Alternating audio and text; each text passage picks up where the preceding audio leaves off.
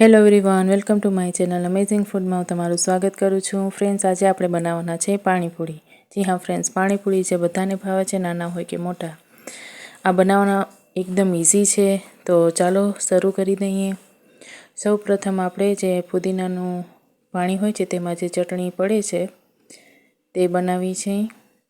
અહીંયા મેં 4 થી 5 નંગ લીલા મરચાં, 4-5 નંગ લસણ, આદુની કટકી, કોથમરી અને ફુદીનાના પાન એડ કર્યા છે. તેને એક મિક્સર જારમાં લઈને તેને મિક્સરમાં પીસી લેવાનું છે. થોડું મીઠું પણ એડ કરવાનું છે ફ્રેન્ડ્સ. હવે આપણે પીસી લઈએ. તો ચાલો, તે પણ તૈયાર થઈ ગઈ છે. ત્યારબાદ હવે એક મિક્સર જારમાં આપણે ખજૂરના બી કાઢી અને 10 થી 12 નંગ જેટલી ખજૂર લીધી છે. તેમાં મેં આ રીતે થોડી આંબલી એડ કરી છે ફ્રેન્ડ્સ. ખજૂર અને આંબલીને તમે પલાળીને પણ લઈ શકો છો. તો ચાલો, તે પણ પીસીને તૈયાર થઈ ગયા છે. હવે આપણે લસણની ચટણી બનાવીશું. તેના માટે મેં અહીંયા એક મિક્સર જારમાં 2 થી 3 ચમચી જેટલી મરચાંની ભૂકી, 4-5 નંગ લસણ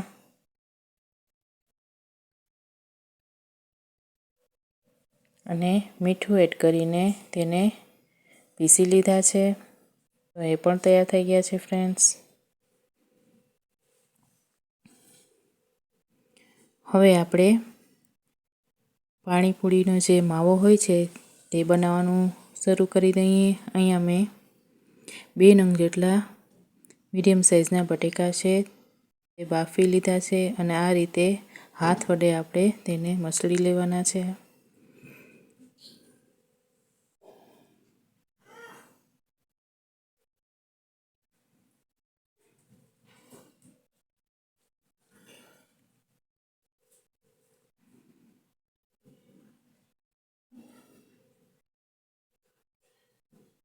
હવે આપણે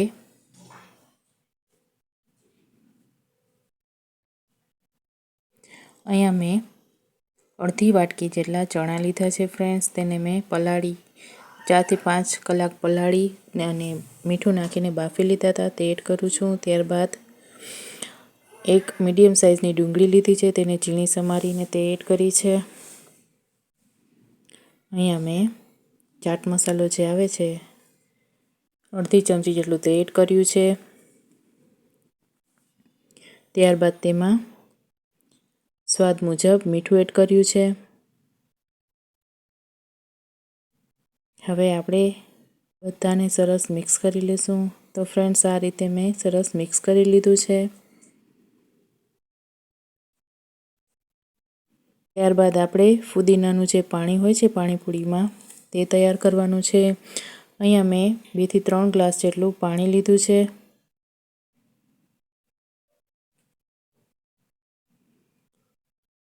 ત્યારબાદ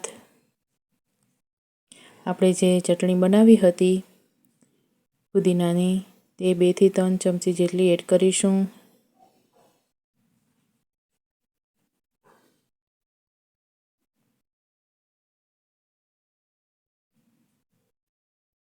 હવે આપણે જે પાણીપુરીનો તૈયાર મસાલો મળે છે બજારમાં તે એડ કરવાનો છે. તે લગભગ 1 ચમચી જેટલું મેં એડ કર્યું છે.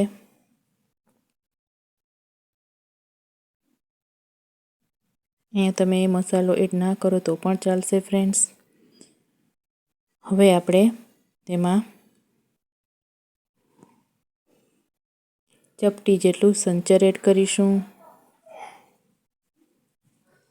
સ્વાદ મુજબ મીઠું એડ કરીશું અને આ રીતે સરસ મિક્સ કરી અને ફ્રીજમાં મૂકી દઈશું.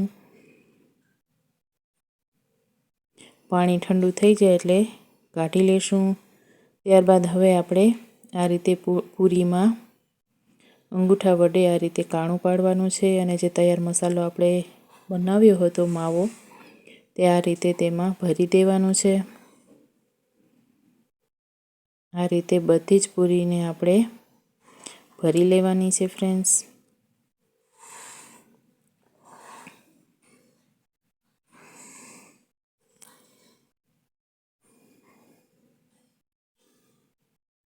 પૂરી જે મોટી આવે છે તે પણ તમે લઈ શકો છો ફ્રેન્ડ્સ। તો આ રીતે મેં ભરીને તૈયાર કરી લીધી છે। હવે આપણે તેમાં આંબલી અને ખજૂરની જે ચટણી બનાવી હતી તે એડ કરીશું।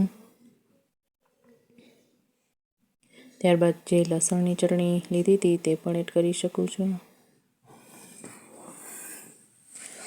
લસણની ચટણી એડ કર્યા બાદ હવે આપણે તેમાં ફુદીનાનું પાણી એડ કરીશું। તો તૈયાર છે પાણીપુરી છે ને ફ્રેન્ડ્સ, એકદમ ઇઝી। ફ્રેન્ડ્સ, જો તમને મારી આ વિડીયો ગમી હોય તો પ્લીઝ લાઇક કરજો, મારા ચેનલને સબસ્ક્રાઈબ કરજો અને તમારા ફ્રેન્ડ સર્કલમાં અથવા તો સગા સંબંધીમાં મારા વિડીયોને શેર કરજો। Thanks for watching. આવજો।